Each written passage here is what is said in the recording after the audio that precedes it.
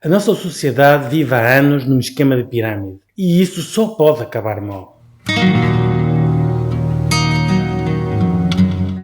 No esquema de pirâmide, ou de Ponzi, os retornos dos investimentos são pagos por mais investidores que metem o dinheiro no esquema, em vez de ser pagos pelos lucros de negócios reais. Isso significa que o burlão que monta este esquema de pirâmide tem de estar constantemente a arranjar mais investidores no seu esquema para conseguir pagar aos anteriores. Naturalmente, há um momento em que os investidores acabam ou descobre-se que o esquema está todo montado no vácuo e muita gente perde muito dinheiro. Exemplos recentes são a Lehman Brothers, que explotou a crise financeira de 2008, e a chinesa Evergrande, que está neste momento a colapsar, arrastando muitos investidores com ela. A nossa sociedade socialista entrou num esquema deste tipo há bastantes anos, pedindo empréstimos para pagar os empréstimos anteriores, enquanto acrescenta mais dívida por despesas mal pensadas. Entenda-se.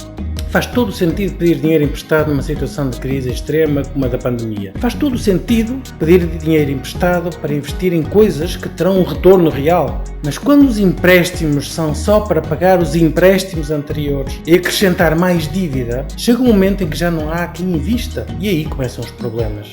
Os socialistas vão acrescentando despesas estruturais que não têm qualquer retorno económico. A solução socialista é sempre de aumentar os impostos, mas esta política tem limites. A partir de certo ponto, aumentar impostos inibe de tal modo a economia que as receitas do Estado diminuem em vez de aumentar. Numa sociedade em franco envelhecimento, em grande parte devido a medidas inimigas da família, com uma proporção de população não produtiva crescente, o colapso parece inevitável.